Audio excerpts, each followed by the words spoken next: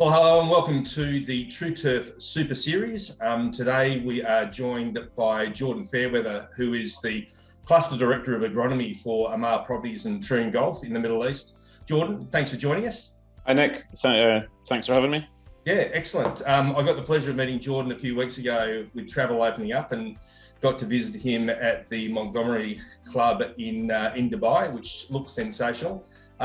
So Jordan, tell me a bit about the current facilities. You've got 3 courses to manage. Must keep you very busy. Yeah, golf right now is busy in the Middle East. Post-COVID, so golf courses are all extremely busy. As we all know in the turf industry, there isn't such a thing as a day off. The 3 properties which I'm overseeing here all have their own unique character. We've got Arabian Ranches golf course, which is a true desert style golf course. Not much rough. Basically, the fairways go right out to the desert edge. We then have the Montgomery Golf Club, where you find myself today, which is one of the older golf clubs in Dubai, which at 20 years old might sound young to a lot of golf clubs, but it's actually one of the older clubs in town. Big footprint of turf out here at the Montgomery. And then the newest one to our group is Dubai Hills, which is a much more modern design surrounded by housing. And it's just been with us now for 4 years. So between the 3 properties, we're actually managing multiple turf types as well. We've got both Bermuda and Paspalum between them. So how does that, from an agronomist perspective, obviously there's a lot of work for you behind the scenes managing the team, because you can't be everywhere at every time. So how do you go keeping I suppose, across and the top of all the things that are happening across the 3 properties? Managing to go between the 3 properties, you said you can't be everywhere all the time, seeing all the small details, so ensuring that all 3 teams plus myself, if you like, call it 4 teams, are communicating daily. What's happening, what challenges you might have seen, even just asking each other for support. Having the right templates, standard operating procedures in place. Obviously, there are a lot of similarities between the courses, with the machinery they use and things like that. But obviously, then when it comes down to maybe some of the fertility programs are tweaked and adjusted based on the turf type that they're managing. So I try and spread my time, 1 to 2 days a week on each property, depending on the needs of the property and the support that I can give the on-site course manager. And you've had a good journey, I suppose, and I'll touch on that now in turf and agronomy, and started at Loch Lomond Loch Lomond, I should say, in Scotland a number of years ago. That must have been a magnificent facility to work at. Yeah, that was, I would say, where I learnt my trade as such. And we've all got that one property where we learnt a lot from, and that was one property that back at that time was very forward thinking. Going from what was probably the wettest golf course in Europe to I'm sitting in probably one of the driest regions in the world. It's quite ironic. But yeah, after leaving Loch Lomond, I actually did come out here to Dubai in Abu Dhabi and built 2 golf courses here. And then since then, I've, worked in a few different countries, including Bulgaria and Eastern Europe, which was obviously a cool season. Bahrain, the island of Bahrain, which is between Saudi Arabia and Iran. I then found myself out in Asia, working at the Els Club there with 72 holes out there in Asia. Back to Central Europe, to Prague in the Czech Republic. Yeah.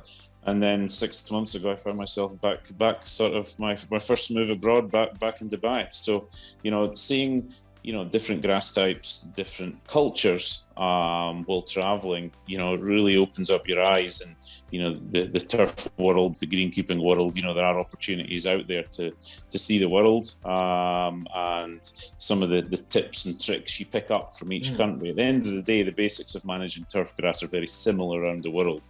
It's just that, how you go about doing those basics within the environmental constraints, or maybe the constraints put on the teams on each property, having the monsoon season with Bermuda Tiff-Eagle greens in Asia, and then you have Tiff-Eagle greens in Dubai without monsoon season, so it's completely same grass types but different environmental factors. So I think, if I could sum up working around the world, 3 things that I have found common across the range of properties and regions are, water quality is becoming a big challenge for turf managers, whether it be availability or just the quality of it. Sand again is becoming, less quality sand is becoming less available. So they're two of the main things you always have to deal with. And then the third one would be the whole world is trying hard to reduce pesticide usage. So we're having to find other ways and other means to deal with that. So there are a lot of common things, even though there's different regions and countries. You've worked in so many different places around the world, and there's obviously things that you can bring from other courses, but as you say, it's all nuanced down to the location you're at and how the turf is going to react in that location. I suppose in Dubai now, you talked about those three things being water and sand. You've got probably less water, but lots of sand, but not the type of sand you probably want. So how do you manage those extremes, I suppose? Because I'm not going to call Scotland extreme or those things, but you've certainly got an extreme band of temperatures and other things that you're operating there across your current courses in Dubai. So how do you manage that from a day in, day out aspect of managing the facilities as well? Yeah, to be honest, I would say the one constant that you're always monitoring out here would be water quality. We take water quality tests on a monthly basis from our supplies. Everything is based around water, so our fertility programs will be adjusted based on the water quality that's coming into the property. But to be honest, the basics of turf management are very similar. Your aeration practices, your nutrient program, your top dressing programs. Obviously, there's other curveballs thrown in, as in each country. Some countries deal with flooding, some deal with high salinity. We get sandstorms out here. As you said, there's plenty of sand out here, but unfortunately, it's not beneficial to turf grass. Yeah. Too fine, high in salts. So really, we start with the basics on all our properties. We do a soil test, we do an organic matter test, and we do a water test. And when you have the results of those three, it's monitoring them throughout the year and then creating your program to cover that. So, we have guys out there every morning, with these new moisture meters that are on the market, moisture, salinity, temperature, and we're adjusting, so really irrigation's obviously a big one for us, flushing salts and doing flushing programs. But what you've got to remember is that the water you're using to flush the salts is also full of salts. So right, sounds a bit crazy at times that, that's what we're doing. But yeah, so, really there is much water management projects as they are just turf related, the man hours and costs, budgetary costs that you're using are it's one of your highest line items as your irrigation. We'll share your social channels as well, so people can give you a follow, because you've been posting some good stuff across those channels. I did notice recently that you were talking about some of the testing that you're doing and the results that you've been able to achieve out of using that data, I suppose. So these days, data collection, as you've touched on then, is so crucially important to allow you to plan. So, I suppose, as you said, you're keeping that on a monthly, probably daily basis as well. So how do you then go ahead and crunch the numbers and make the decisions you need to make to get the golf courses looking as good as they are? Yeah, well, for me, having been back here now for 6 months, I told all my course managers, in theory, we need a year's worth of data before we can, really be accurate with our programs. So we'll be, we don't have a program. We do have a set out program, obviously, for the year, but we're adjusting that program all the time. And I think, the old days of, we always aerified on a Monday, or we always applied this every 4 weeks, are gone. Whether your calendar might say you need 12 applications a year, but you might need 11 or you might need 13 now. And using that data.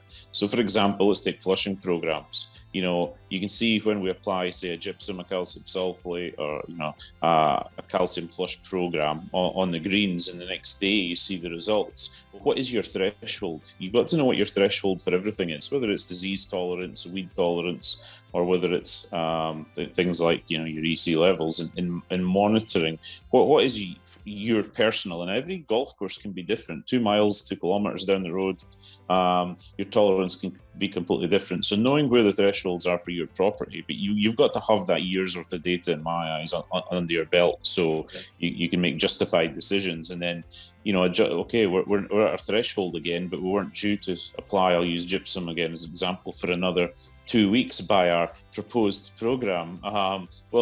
No, we have to move that 2 weeks. And then when you do have to discuss that with, maybe it's a finance manager, he's questioning why you had to put an extra application on this month when you've got the data. It's very hard for them to argue with you. Yeah, that's right. Yeah, no, it's very important these days. And so we talked about your start at Lochlamont, but what got you interested in working in the turf industry? I'm not sure if it was fortunate or not, but my parents actually moved house and moved next to a golf course. Right. And I sort of, as a young kid, started taking up the game of golf, enjoyed being outdoors. I think you find a lot of people in the turf industry are there because they really want to be outdoors. They're outdoor sort of people.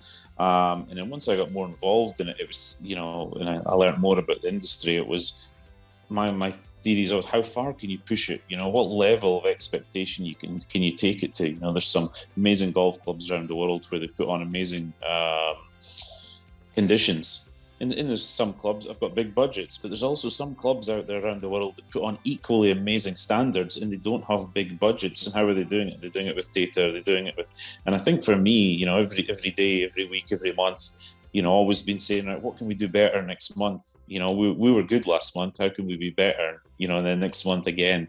And how far and what you can do, with pushing the turf grass and pushing the golf course to the next level is probably something that's always kept me motivated and always kept me, in the industry. And I always remember being back at school and telling the teacher that, hey, I'm thinking of doing this qualification in golf course maintenance.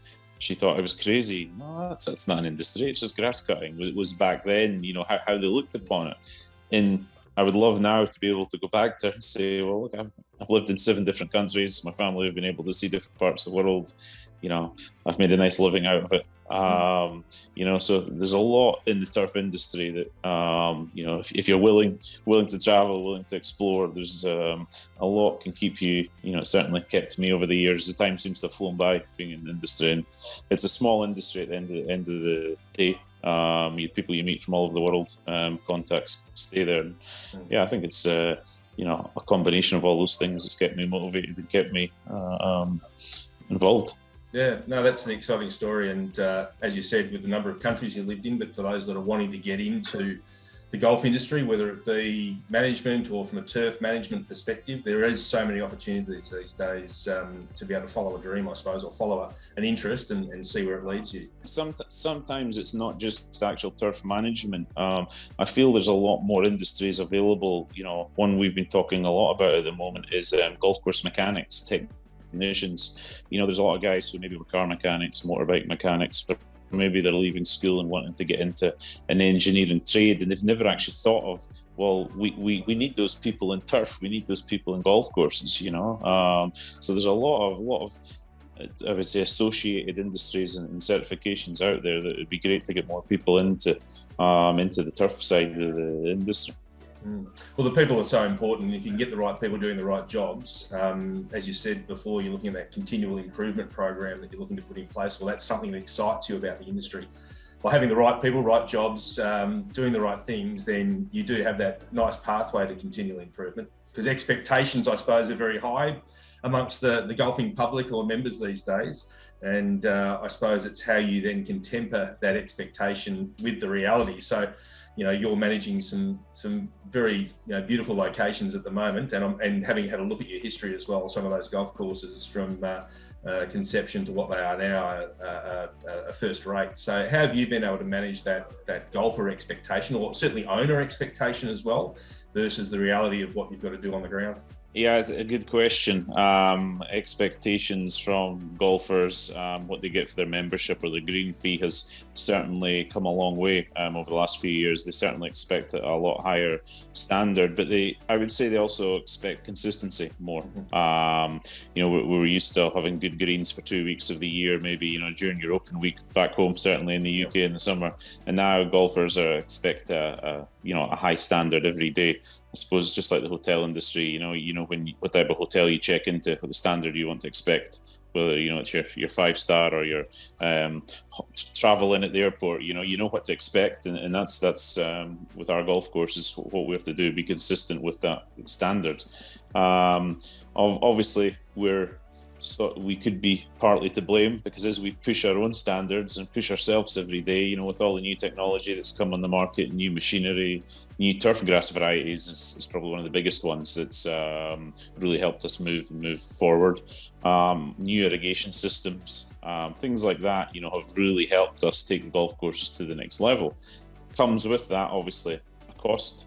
Owners, obviously, at the end of the day, are always, let's be honest, always want to squeeze the pocket as much as they can, and they expect their guests to have a high standard of product, but also a reasonable cost. And I think that's one of the big things I've looked at over the last few years, is being more efficient with your programs, being whatever we do on the golf course, trying to any additional costs we take on, whether it's extra man hours or doing tasks that little more often, it's getting more out of them, getting more for your dollar as such. So making sure that we're more efficient, making sure that we're getting more and more out of each of those dollars we spend, whether it's man hours, whether it's fuel, whether it's machinery usage, whether it's buying a product. So it's certainly, golfers have certainly come to expect more on a consistent basis. Certainly, TruTurf, we're about rolling perfection these days and providing that consistency across the greens. From a greens rolling perspective, you talked about how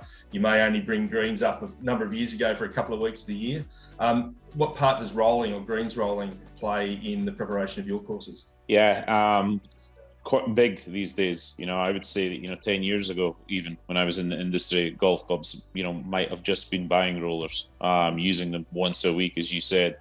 Now it's something we can't go without. We use Tru-Turf rollers 4 to 5 days a week on all our properties, and it's not just for speed. I think when rollers first came out, everybody was let's get a roller to increase speed, but as you said earlier, as expectations have moved on, it's to have that trueness in your surface, to have consistency every day, and then bringing back the efficiency.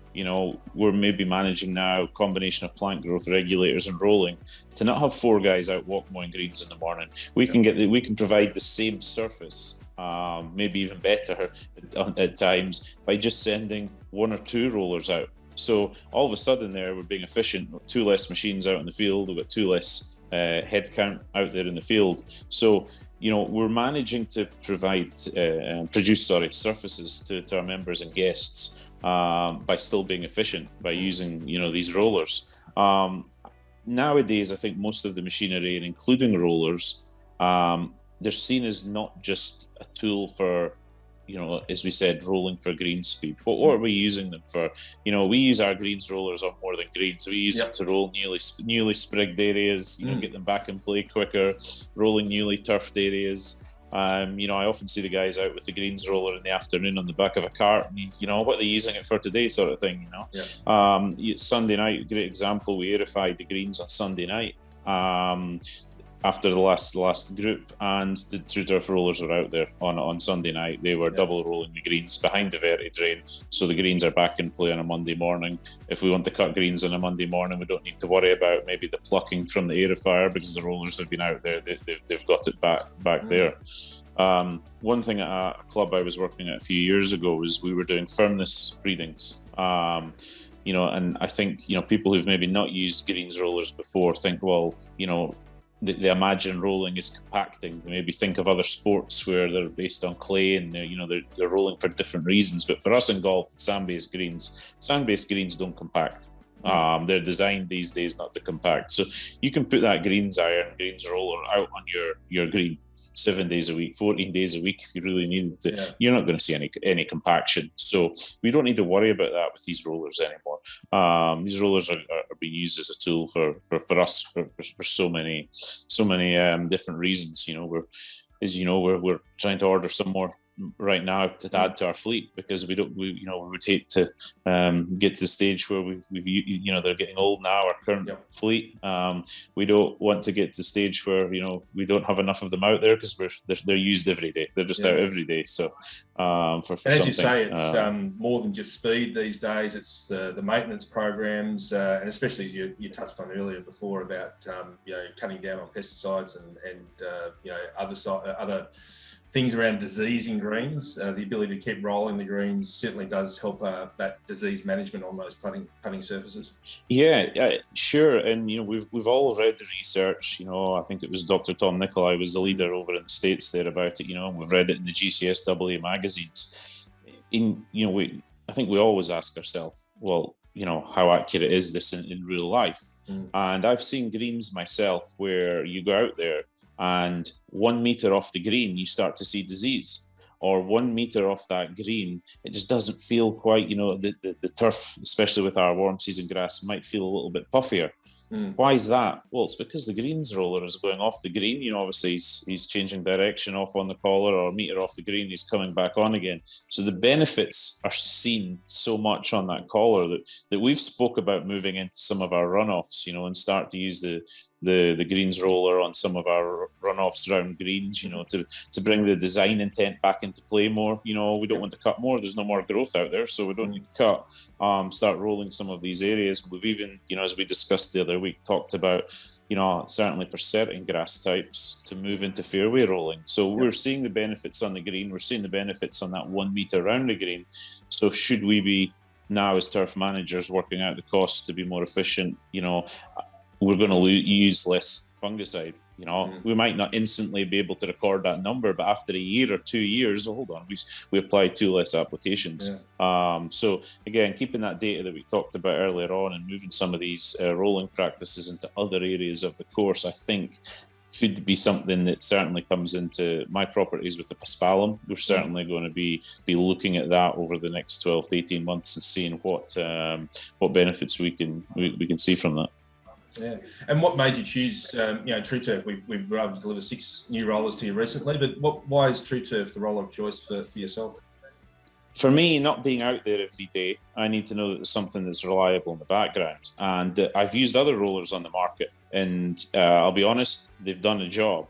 But there's with other brands, I had noticed when we put new young operators on them, when they changed direction, we had some black marking, we had some damage. We never see that with the TruTurf.